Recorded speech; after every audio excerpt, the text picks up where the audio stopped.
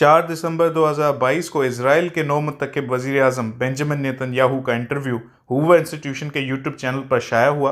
Programme का नाम uncommon knowledge, मेजबान पीटर रॉबिन्सन। नेतन्याहू अभी इजराइल में होने वाले हालिया इंतखाबात में सुरखरू हुए हैं और कई बार वजीर आजम इजराइल रह चुके हैं। पहली बार वो 1996 में वजीर आजम इसराइल बने थे। इंटरव्यू के दौरान नेतन्याहू बताने लगे कि जब पहली बार उन्होंने वजीर आजम बनने का सोचा तो अपने वालिद से गुफ्तगू की। मैं चाहता हूं आप नेतन्याहू ने क्या कहा उसे मुलायजा करें। इंटरव्यू के 8वें मिनट के 7वें सेकंड पर यह बात शुरू होती है। नेतन्याहू बोले, मैंने कहा अब्बा जान, आपके नज़दीक वो कौन सी सबसे ज़्यादा अहम खूबी है जो वजीर आज़म इसराइल के पास होनी चाहिए। उन्होंने पूछा, तुम्हें क्या लगता है? और मैंने जवाब दिया, मुझे लगता है कि आपके पास नज़रिया होना चाहिए कि कहाँ आप मुल्क को लेकर जाना चाहते हैं।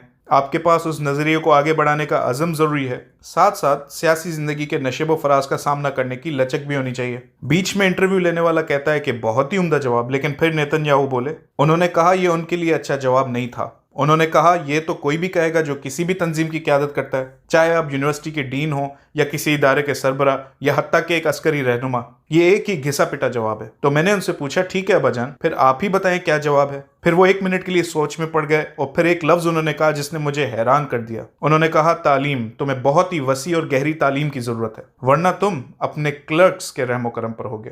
ये उन्होंने कहा। आप सोचें, एक 47 साल के शख्स से कहा जा रहा है कि तालीम हासिल करो वरना अपने मातहतों के रहमो करम पर हो जाओगे। ये कोई इजरायली लोगों की खुशकिस्मती नहीं कि उन्हें ऐसे हुक्मरान मिले हैं, और हमें ऐसे जो कहते हैं कि इक्तिसादियत का पता ही तब चला जब हुकूमत संभाली।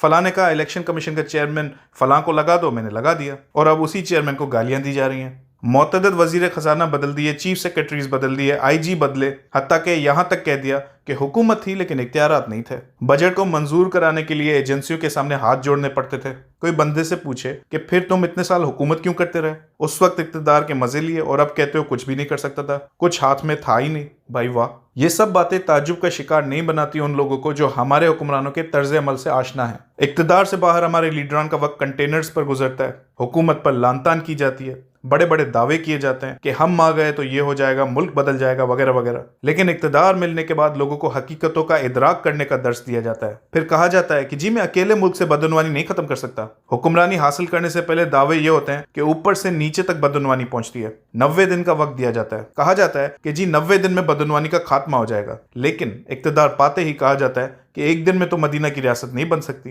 इख्तिदार में आने से पहले उसूलन इतने बड़े बड़े दावे करने के बजाय लीडरान को रिटायर्ड लोगों से मिलना चाहिए जो जिंदा नहीं, उनकी स्वाने का मुताला करना चाहिए, मुआशी और सियासी हकायक के बारे में पढ़ना चाहिए, रिटायर्ड लोगों से मशवरा लेना चाहिए कि कहाँ कहाँ मामला बिगड़ते हैं, कैसे अफसरशाही आपको गुमराह कर सकता है, वजीर आजम या वजीर आला का दफ्तर कैसे चलता है, कितने मुलाजमीन होते हैं दफ्तर में, कैसे काम होता है। लेकिन नहीं, उस वक्त तैयारी की नहीं जाती, बस धरने, जलसे जुलूस और बड़े बड़े दावे करते वक्त गुजर जाता है। फिर जब इख्तिदार मिलता है तो कुछ भी उन्हें मालूम नहीं होता कि क्या करना है और क्या नहीं करना। फिर अफसरान भी इन लोगों को खूब गुमराह करते हैं, कुछ ये वैसे ही गुमराह होते हैं। जैसा कि मैंने पहले कहा, ये इजरायली लोगों की खुशकिस्मती नहीं कि उनके हुक्मरान ऐसे हैं। वहां अगर नेतन्याहू के जलसों में गाने चलते कि जब आएगा नेतन्याहू तो बनेगा नया इजराइल, या वहां कंटेनर पर चढ़कर वफाकी दारुल हुकूमत को मफलूज किया जाता और बार बार कहा जाता कि हमें इक़्तिदार दो वरना गया मुल्क दिवालिया हो गया, मुल्क चलने नहीं देंगे, रास्तों पर होंगे, तो इजरायली अवाम ने ऐसे जालसाजों के साथ वो हशर करना था कि आपकी सोच है। खासतौर पर यह तो बिल्कुल नहीं हो सकता था कि 4 सूबों की हुकूमत होते हुए भी आप ये दावा करते कि हम तब्दीली लाएंगे, लेकिन वफा की हुकूमत मिलने के बाद, वरना जो सूबाई हुकूमतें हैं उन्हें भी तहलील कर देंगे।